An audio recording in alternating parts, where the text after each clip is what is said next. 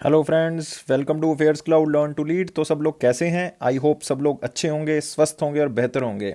तो आज हम डिस्कस करेंगे बहुत ही इंपॉर्टेंट 19 जनवरी के करंट अफेयर, जिसमें आप दो बेस्ट इमेजेस देख रहे हो। लेकिन आज हम डिस्कस करेंगे कम से कम 22 करंट अफेयर, जो कि आज की न्यूज़ के लिए बहुत ही ज़्यादा इंपॉर्टेंट है। और गाइस, वीडियो को बिल्कुल लास्ट तक देखना है ताकि सारे के सारे करंट अफेयर्स को आप बहुत अच्छे से कवर कर सको।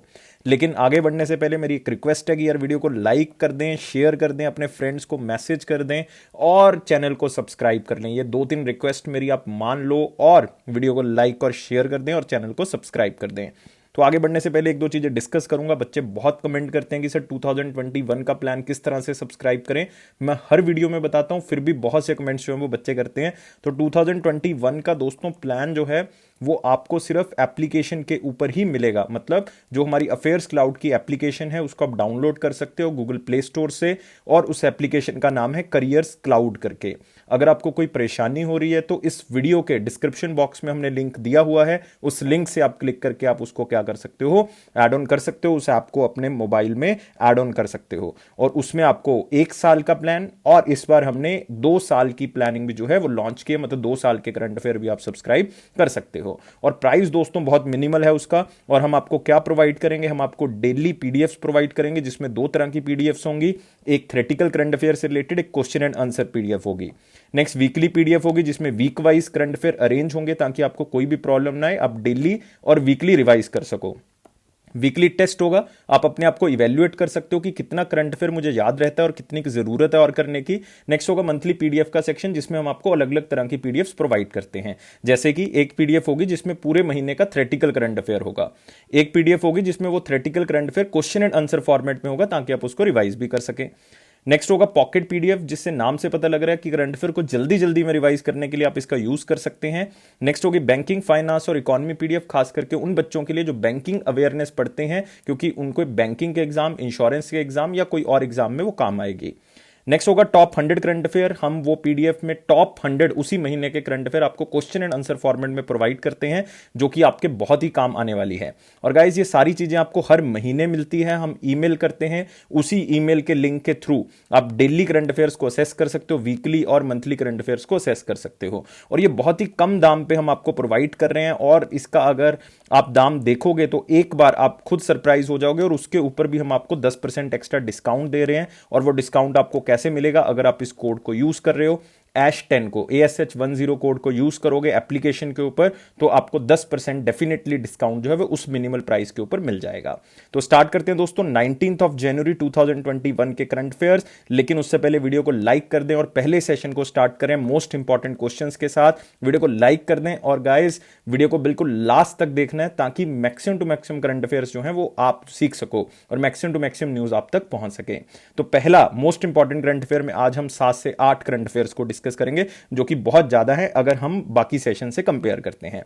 तो पहला क्वेश्चन क्या है? Which company and the United Kingdom's Thales signed teaming agreement to develop star streak air defence system in India. तो एक नई तरह की मिसाइल जो है वो बनाने की तैयारी हो रही है, और वो इंडियन कंपनी और यूनाइटेड किंगडम की जो कंपनी है थेल्स, वो आपस में एक टीमिंग एग्रीमेंट जो है वो साइन कर रहे हैं। मतलब सिंपल है कि टीम बना के जो है दोनों कंट्रीज जो हैं वो एक क्या बनाएंगी, star streak air defence system जो है वो बनाएंगी। और ये बहुत ही फेमस मिसाइल सिस्टम है जो कि अब इंडिया में भी आने वाला है। और गाइज, ये कौन सी कंपनी बना रही है? बहुत से बच्चे अभी चैट बॉक्स में कमेंट कर रहे हैं, तो आंसर क्या होगा? आंसर होगा भारत डायनेमिक्स लिमिटेड। तो याद रखना है आंसर क्या होगा दोस्तों इसका, भारत डायनेमिक्स लिमिटेड। तो आप यहां पे देख सकते हो भारत डायनेमिक्स लिमिटेड और थेल्स के बीच में ये साइन हुआ है एग्रीमेंट, और ये स्टार स्ट्रीक मिसाइल सिस्टम को तैयार करेंगे। और आप यहां पे आप पिक्चर देख सकते हो, और आप देख सकते हो it is to develop star streak air defence system in India to make in India programme, क्योंकि इसमें 60% हिस्सा जो है वो इंडिया में ही तैयार होगा। तो ये मेक इन इंडिया को और ज्यादा बढ़ाएगा, क्योंकि डिफेंस में ऑलरेडी हम बहुत ज्यादा फोकस कर रहे हैं मेक इन इंडिया के ऊपर। और गाइज, ये स्टार स्ट्रिक मिसाइल सिस्टम है क्या, मैं पहले भी बता चुका हूं, ब्रिटिश आर्मी की सर्विस में ये बहुत टाइम से ये सिस्टम चल रहा है, और बहुत सी कंट्रीज में डिफेंस फोर्सेस ने इसको यूज किया हुआ है। ये फास्टेस्ट मिसाइल कैटेगरी है स्टार स्ट्रीक, मतलब ये एक डिफेंस सिस्टम है जिसमें बहुत सी मिसाइल्स हैं, और वो सबसे फास्टेस्ट मिसाइल में ये सिस्टम गिना जाता है। It has also the capability to defeat any air target, even अगर कोई हेलीकॉप्टर के हम कह सकते हैं कि उसके पास हथियार भी हैं, वो हथियार हेलीकॉप्टर से आप यूज भी कर सकते हो, उसको भी ये क्या कर सकता है, खत्म कर सकता है, मतलब बहुत ही सक्षम है किसी भी टारगेट को खत्म करने में। और रीसेंट रिलेटेड न्यूज इससे आप सीख सकते हो। रीसेंट रिलेटेड न्यूज क्या है, पृथ्वी 2 बैलिस्टिक मिसाइल का टेस्ट इंडिया ने किया है, और इसमें एक इंपॉर्टेंट आपने याद रखनी है, Prithvi to surface short range ballistic missile है। तो याद रखना है ये सरफेस टू सरफेस मिसाइल है। ये दो चीजें आपने रीसेंट रिलेटेड न्यूज इसी न्यूज से आपने याद रख लेनी है। नेक्स्ट क्वेश्चन के ऊपर आते हैं दोस्तों फटाफट। अगला क्वेश्चन है हमारे पास, who won Yonex Thailand, Yonex का Thailand open 2021 super 1000 badminton tournament हुआ, उसमें मेन सिंगल्स में कौन जीता। वुमेन सिंगल्स का भी क्वेश्चन है, मेंस का भी है। पहले आपने क्या बताना है, मेन सिंगल में जो है वो कौन उसको जीता है। तो फटाफट सब बच्चे आंसर करेंगे चैट बॉक्स में, और मैं सबके आंसर जो है वो फटाफट पढ़ रहा हूं, और मैं देख रहा हूं कि कौन डेली बेसिस पे आंसर दे रहे हैं। और मेरी आपसे रिक्वेस्ट है दोस्तों कि अगर आप डेली आंसर करते हो चैट बॉक्स में, तो उसका एक फायदा होगा कि आप जो है वो आंसर को कमेंट करने से क्या होगा कि आप आंसर को याद रख सकते हैं, बहुत लंबे समय तक आप इसको क्या रख सकते हो, याद रख सकते हो। तो इसका आंसर क्या होगा कि योनेक्स थाईलैंड ओपन 2021, जो कि 2021 का सबसे पहला बैडमिंटन टूर्नामेंट था, इसको जीतने वाला मेंस में कौन बन गया है, मेन में बन गए हैं विक्टर एक्सलेसन। तो नाम को याद कर लें, चाहे ओनली विक्टर याद कर लें, और कौन सी कंट्री से बिलोंग करते हैं, ये डेनमार्क से बिलोंग करते हैं। तो डेनमार्क के हैं, और इसमें जो रनर अप रहे हैं, मतलब जो हार गए हैं फाइनल में, वो कौन है, वो है एंग्यूस लॉन्ग। तो आप यहां पे देख सकते हो ये हांगकांग से हैं, लेकिन ये टूर्नामेंट आपने याद रखना है, ये बैडमिंटन से रिलेटेड है, और ये थाईलैंड ओपन 2021 के से भी जाना जाता है। और मेंस कैटेगरी में कौन जीता है, विक्टर जीते हैं, विक्ट्री से याद रख सकते हो कौन जीता है, विक्टर। नेक्स्ट आते हैं वुमेन सिंगल्स में कौन जीता है इस टूर्नामेंट में। तीसरे क्वेश्चन पे हम पहुंच चुके हैं, और फिर इकट्ठा इसका एनालिसिस करेंगे कि कौन इसको जीता है, और इंडियन प्लेयर्स की तरफ से कौन से दो प्लेयर्स की रैंकिंग जो है वो ऊपर आ गई है जूनियर रैंकिंग में, तो ये भी डिस्कस करेंगे। लेकिन पहले बताएंगे कि वुमेन में इस टूर्नामेंट को किसने जीता है। और मैं एक हिंट देता हूं कि इनमें से आंसर जो होगा वो स्पेन से बिलोंग करती हैं। फटाफट आंसर बताएंगे कौन होगा, स्पेन से बिलोंग करती हैं, और आंसर क्या होगा, कैरोलिना मैरिन। तो आंसर को याद कर लें कि कौन सी कंट्री से बिलोंग करती हैं, स्पेन से। तो वुमेन भी याद रखना है, मेन भी याद रखना है, और ये बैडमिंटन का पहला टूर्नामेंट था, और जो भी रिसेंट एग्जाम आ रहे हैं तो उससे पहले और कोई टूर्नामेंट है नहीं बैडमिंटन का, तो यार आप इसको याद कर लें, ये इंपॉर्टेंट क्वेश्चन में कवर कर लें इसको। तो आप यहां पे देख सकते हैं योनेक्स थाईलैंड ओपन, और 12 से 17 मतलब 12 to 17 जनवरी में हुआ, और कौन सी कंट्री ने होस्ट किया, क्योंकि थाईलैंड ओपन है तो बाय डिफॉल्ट कौन होस्ट करेगा, थाईलैंड इसको होस्ट करेगा। तो आप यहां पे देख सकते हो फर्स्ट बैडमिंटन टूर्नामेंट था 2021 का, और इसी बीच top 10 badminton ranking, world junior ranking जो है वो इशू की गई है, जिसमें 6 जो है वो इंडियन है। ये बहुत ही अच्छी बात है कि टॉप 10 वर्ल्ड जूनियर रैंकिंग में बैडमिंटन की 10 प्लेयर्स में से 6 जो हैं वो क्या है, इंडियन। उसमें सबसे टॉप पे कौन है, वरुण कुमार है महाराष्ट्र से, जिनका रैंक जो है वो वर्ल्ड नंबर 2 पे है वो। और वुमेन कैटेगरी में शामिया इमाद फारूकी जो कि तेलंगाना से बिलोंग करती है, उनका वर्ल्ड नंबर 2 रैंक है। तो दोनों पोजीशंस जो है वो 2 नंबर पे इंडिया के पास हैं, world ranking of the junior badminton players. तो ये याद रखना है, वरुण कुमार और साइमा इमाद। तो कई बार नाम पूछ लेता है एग्जामिनर, आपसे पूछ सकता है कि साइमा इमाद कौन सी गेम से बिलोंग करती हैं, तो इस तरह से आपको क्वेश्चन थोड़ा सा कंफ्यूज करके पूछा जा सकता है। नेक्स्ट क्वेश्चन आते हैं, what was the theme of 24th national youth festival 2021।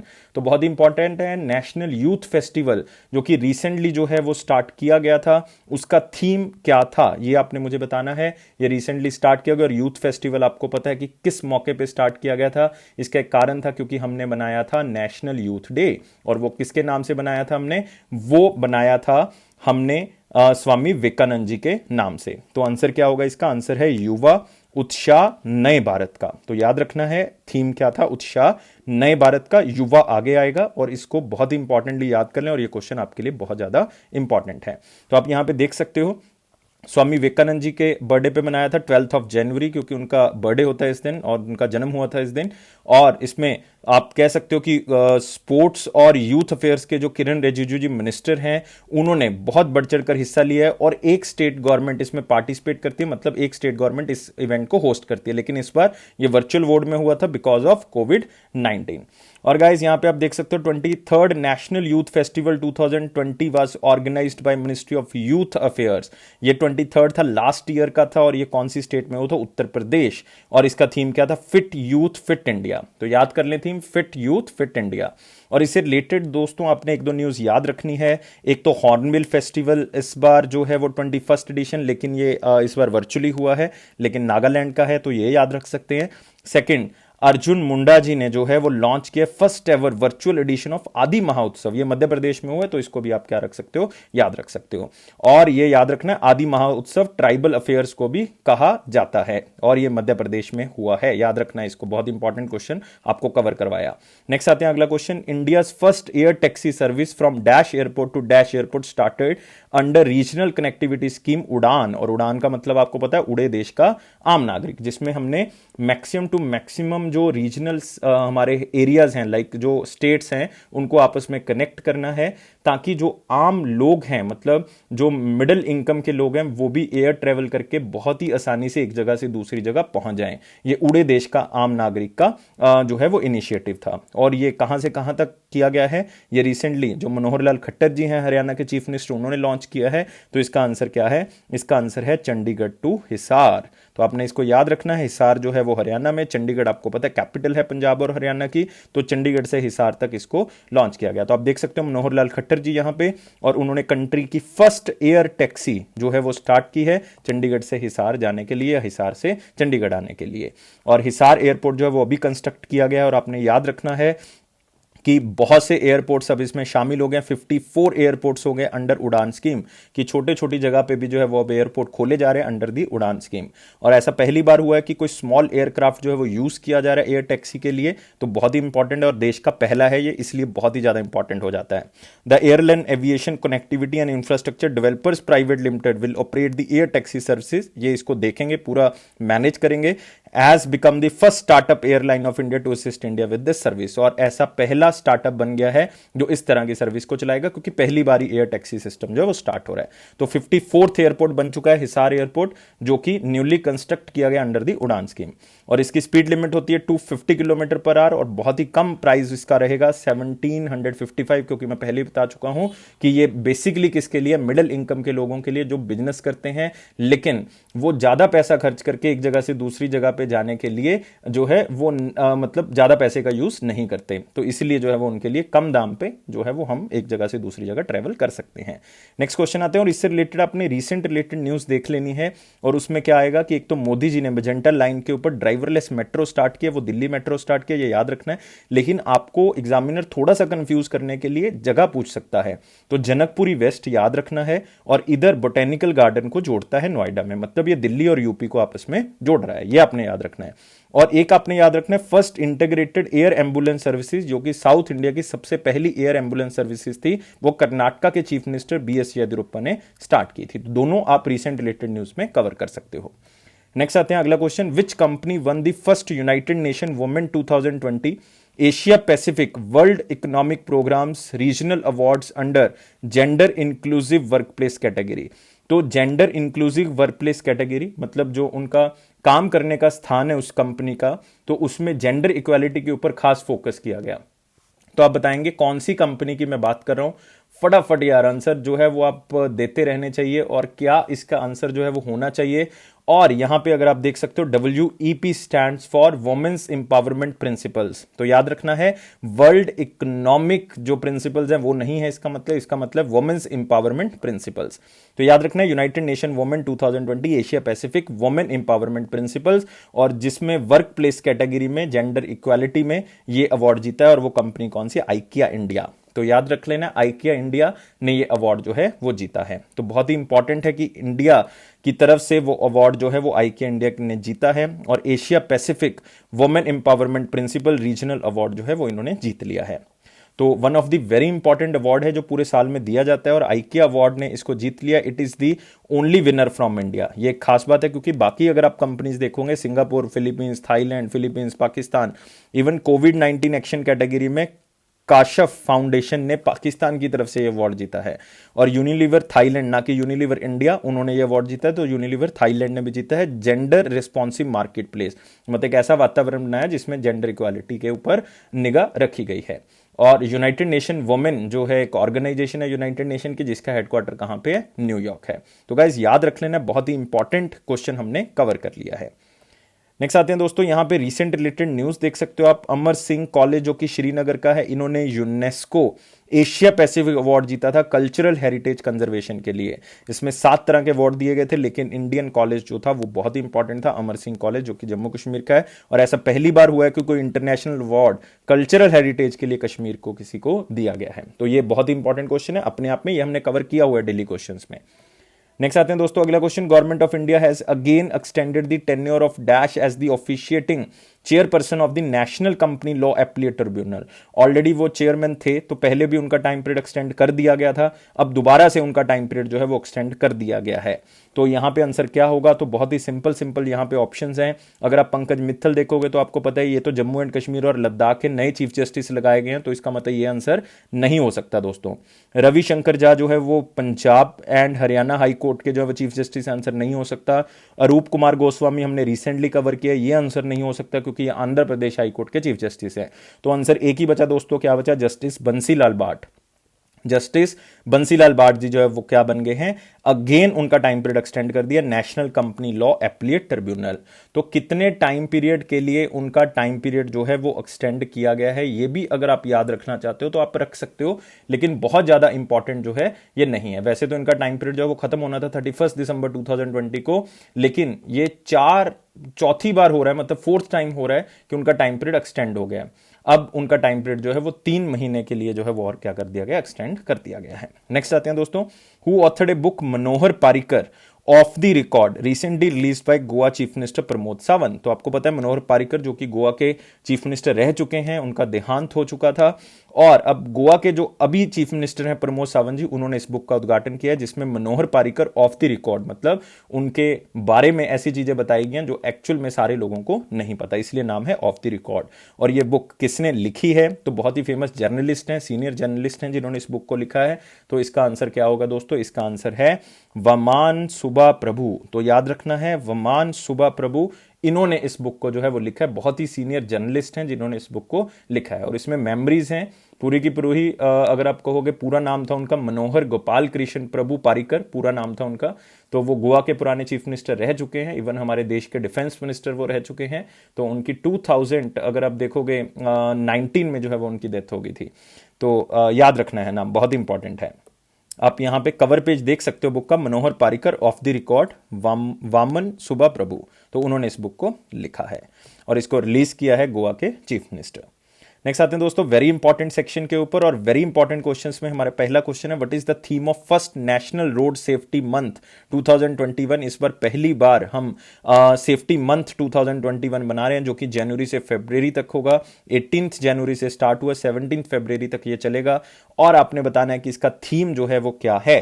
तो थीम क्या है दोस्तों, इसका थीम बहुत ही सिंपल है और बहुत ही इंटरेस्टिंग है। आप देख सकते हो सारे ऑप्शंस ही इंटरेस्टिंग है, तो कोई भी ऑप्शन जो है वो लग नहीं सकता कि ये नहीं हो सकता। तो आंसर क्या होगा, सड़क सुरक्षा जीवन रक्षा, ये थीम है। तो ये याद रखना है, first national road safety month. एक तो आप क्वेश्चन से ही क्वेश्चन कवर कर सकते हो, दूसरी चीज आप यहां से थीम को कवर करोगे। और इस क्वेश्चन में कुछ भी इंपॉर्टेंट नहीं है, और आपको पता है रोड एक्सीडेंट्स को कम करना है, उसी के लिए इसको मनाया जाएगा। तो बहुत इंपॉर्टेंटली इसको याद रखना है आपने। नेक्स्ट आते हैं दोस्तों, इसके बाद इस बार जो है वो रोड सेफ्टी वीक नहीं बनाया गया, इस बार रोड सेफ्टी मंथ मना रहे हैं हम। इस बात को आपने थोड़ा सा याद रखना है। और मिनिस्टर आपको पता है रोड एंड ट्रांसपोर्ट के कौन है, रोड एंड ट्रांसपोर्ट के हैं नितिन जयराम गडकरी। तो आप यहां पे देख सकते हो नेशनल रोड सेफ्टी मंथ, यहां से यहां तक, लेकिन आपने इसको याद रखना है कि कहां से कहां तक है। 18 जनवरी से स्टार्ट होगा, 17 फरवरी तक चलेगा। Next, which ministry organise 2 day event Prarambh startup India international summit 2021। बहुत ही इंपॉर्टेंट है क्योंकि ये 2 डे इवेंट जो प्रारंभ है ये स्टार्टअप्स को आगे बढ़ाने के लिए, मेक इन इंडिया कंसेप्ट को आगे बढ़ाने के लिए, ताकि ज्यादा से ज्यादा जो लोग हैं वो एम्प्लॉयमेंट की तलाश में इधर उधर ना जाएं, इवन वो एम्प्लॉयमेंट प्रोवाइड करें। तो इससे क्या होगा कि देश सशक्त होगा और आत्मनिर्भर भारत का एक लक्ष्य भी जो है वो पूरा होगा। तो ये किसकी तरफ से किया गया? ये किया गया ministry of commerce and industry, मतलब मैं बात कर रहा हूं पीयूष गोयल जी की। तो उनकी तरफ से इसको जो है वो ऑर्गेनाइज किया गया।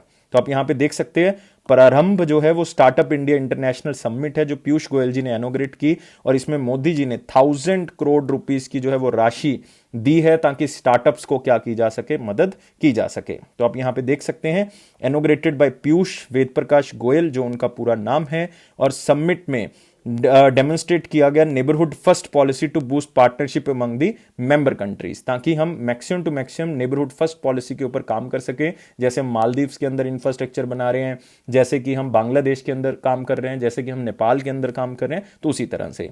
और गाइज इसमें एक बहुत ही इंपॉर्टेंट पॉइंट है कि इस इवेंट के अंदर बिम्स्टेक के मेंबर्स जो हैं वो शामिल हुए थे, और बिम्स्टेक यहां पे ऑर्गेनाइजेशन हमारे लिए इंपॉर्टेंट हो जाती है, Bay of Bengal initiative for multi sectoral technical economic cooperation. और आपको पता होना चाहिए कि जो बे ऑफ बंगाल का एरिया है वो जो टच करती हैं कंट्रीज जनरली हमारी वाली साइड से, तो वहां से जो है वो उनको मेंबर बनाया गया बिम्स्टेक का। देख सकते हैं यहां पे बांग्लादेश आ जाएगा, भूटान, इंडिया, नेपाल, श्रीलंका, म्यांमार और थाईलैंड। तो याद रखना है कौन कौन सी कंट्रीज मेंबर है। तो अगर आप काउंट करोगे तो यहां पे कितनी मेंबर कंट्रीज मिलेंगी? 7। और मोदी जी ने स्पेशली अनाउंस किया कि 1000 करोड़ रुपीस इसमें डाल रहे हैं ताकि स्टार्टअप्स को जो है वो पैसा मिल सके, वो आगे जो है वो यहां से बढ़ सकें। और बिम्स्टेक का हेडक्वार्टर याद रखना है ढाका, बांग्लादेश, और प्रेजेंट जो चेयरमैनशिप है वो किसके पास है? श्रीलंका के पास है। और 2022 में अभी बिम्स्टेक की मीटिंग होगी, और वो भी कहां पे होगी? श्रीलंका में होगी दोस्तों। तो नेक्स्ट क्वेश्चन के ऊपर आते हैं दोस्तों, who is re elected as the president of Uganda for this 6th term. तो यहां पे अगेन एक इंपॉर्टेंट क्वेश्चन आपके पास आ जाता है, who is re elected as the president of Uganda. और बहुत ही इंटरेस्टिंग बात है दोस्तों, वो कितने बार इलेक्ट हो चुके हैं? वो 6th टाइम जो है वो क्या हो रहे हैं? इलेक्ट हो रहे हैं। तो अपने आप में एक बहुत ही फेमस पर्सन बन जाते हैं। मतलब अगर आप देखोगे यहां पे 35 साल 35 ईयर्स हो गए हैं, और one of the Africa longest serving leaders में से उनका नाम जो है वो आ चुका है। और आपको शायद जान के थोड़ी सी आश्चर्य हो सकता है यहां पे कि वो 1986 से जो है वो इस कंट्री के प्रेसिडेंट बने हुए हैं। और वो कंट्री कौन सी है दोस्तों? युगांडा।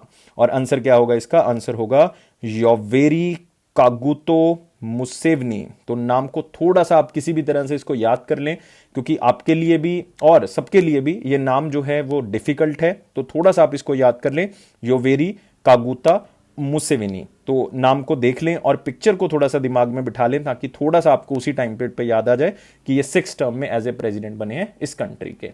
तो फटाफट नेक्स्ट क्वेश्चन के ऊपर आते हैं दोस्तों। अगला क्वेश्चन है हमारे पास, which organization and the European Investment Bank initiated a clean sustainable ocean partnership to achieve sustainable developmental goals. तो कौन सी ऑर्गेनाइजेशन ने यूरोपियन इन्वेस्टमेंट बैंक के साथ टाई अप किया है ताकि वो सस्टेनेबल डेवलपमेंट गोल्स को अचीव कर सकें, खास करके ओशन कैटेगरी के अंदर। मतलब जो ब्लू इकोनॉमी है हमारी, जो वाटर इकोनॉमी है, उसको सस्टेनेबल डेवलपमेंटली हम यूज कर सकें, उसको बहुत ज्यादा एक्सप्लोर करने के चक्कर में हम उसको खराब ना कर दें। हमारी जो वाटर इकोनॉमी है उसको क्लीन और एनर्जी रिसोर्सेज को पैदा करने के लिए कौन सी ऑर्गेनाइजेशन ने टाई अप जो है वो किया है? तो आंसर दोस्तों इसका क्या होगा? आंसर होगा एशियन डेवलपमेंट बैंक। तो आप यहां पे देख सकते हो एशियन डेवलपमेंट बैंक ने ये हाथ जो है वो बढ़ाए हैं किसकी तरफ? यूरोपियन इन्वेस्टमेंट बैंक की तरफ, ताकि वो ओशंस को क्या कर सकें? हम प्रोटेक्ट कर सकें। तो यहां पे आप देख सकते हैं, This is initiated a clean and sustainable ocean partnership to achieve sustainable development goals and the climate goals as revised in the Paris Agreement। तो ये बेसिकली जो हमारे ओशन से रिलेटेड गोल्स हैं उसको अचीव करने के लिए, ताकि हम पानी की जो इकोनॉमी है, जो उसमें मेरीन हैबिटेट है, उसको नुकसान ना पहुंचे, तो उसको अचीव करने के लिए और पेरिस एग्रीमेंट के अंदर जो बातें बताई हैं उसको अचीव करने के लिए tie up Asian development bank का यूरोपियन इन्वेस्टमेंट बैंक के साथ हुआ है। और both entities will support the initiatives in Asia and the Pacific, खास करके जहां पे सबसे ज्यादा एक्सप्लोरेशन हो रही है। और एशियन डेवलपमेंट बैंक के बारे में याद रखना है, एस्टैब्लिशमेंट इन 1966, मनीला फिलीपाइंस में इसका हेडक्वार्टर है, और प्रेसिडेंट मस्तसुगु हैं, और मेंबर कंट्रीज कितने? 68 इंक्लूडिंग इंडिया। और यूरोपियन इन्वेस्टमेंट बैंक के बारे में दोस्तों याद रखना है, हेडक्वार्टर कहां पे इसका? लग्जमबर्ग। एग्जैक्ट प्लेस आप देख सकते हो कर्चबर्ग, लेकिन लग्जमबर्ग भी आप याद रख लोगे तो आपका आंसर गलत नहीं होगा।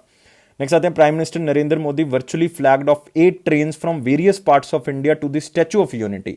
तो 8 ट्रेन्स का उद्घाटन किया और वो बहुत से अलग अलग जगह से चल के आएंगी ट्रेन्स और कहां तक पहुंचेगी, स्टैच्यू ऑफ यूनिटी, जो कि कहां पे है exact, to boost connectivity and tourism, ताकि वहां पर अगर लोग आएंगे तो वहां पे टूरिज्म जो है वो क्या होगा, इंक्रीज होगा और लोग एक दूसरे के कल्चर के बारे में जान सकेंगे, स्पेशली गुजरात के, क्योंकि ये तो सबको पता है कि स्टैच्यू ऑफ यूनिटी कहां पे है, गुजरात में।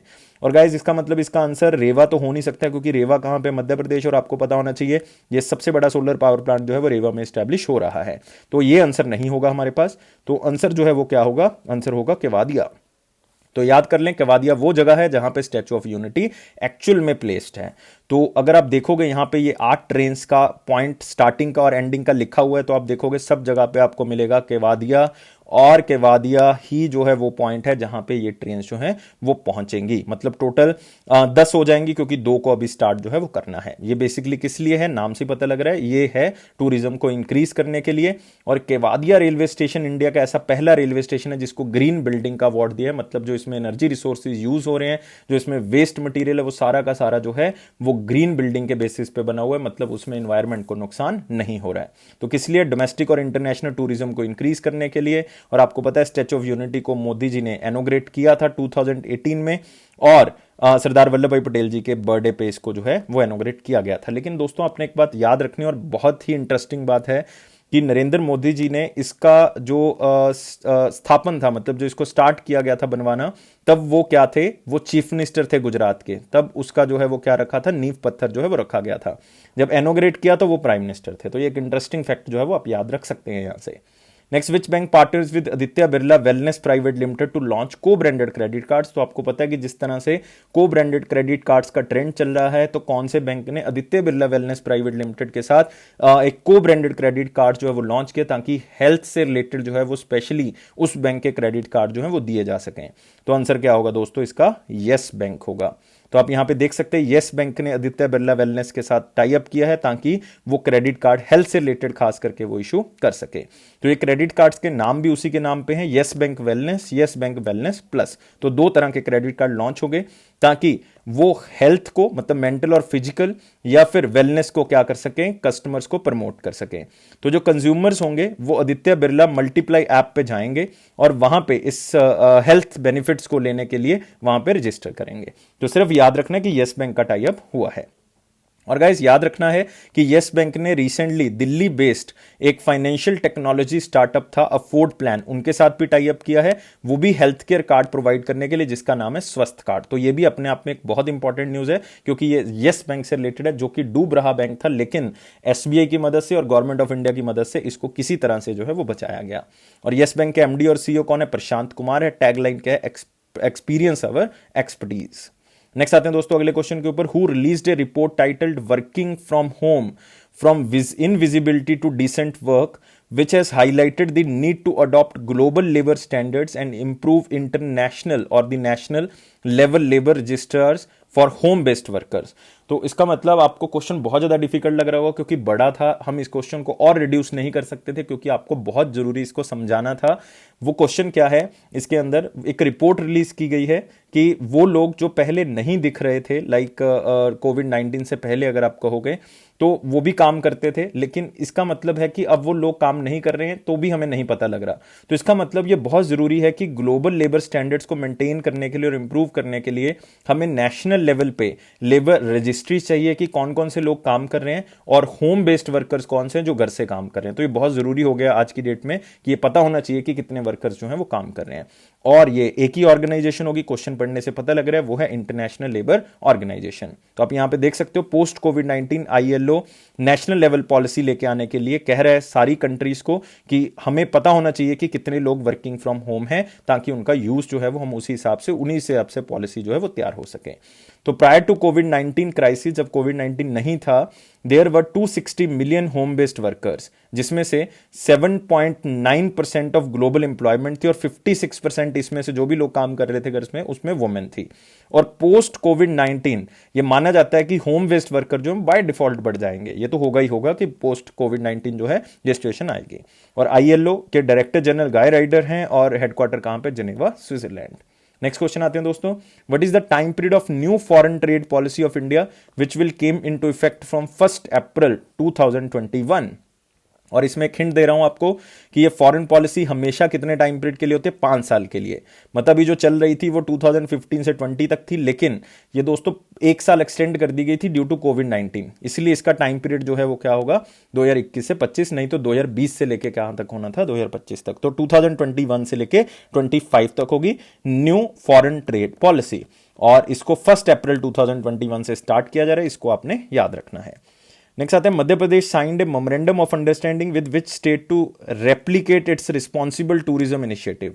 आपको पता है कि केरला गवर्नमेंट ने 2013 के बाद से जो है वो रिस्पॉन्सिबल टूरिज्म के ऊपर फोकस किया ताकि टूरिज्म को इंक्रीज किया जा सके।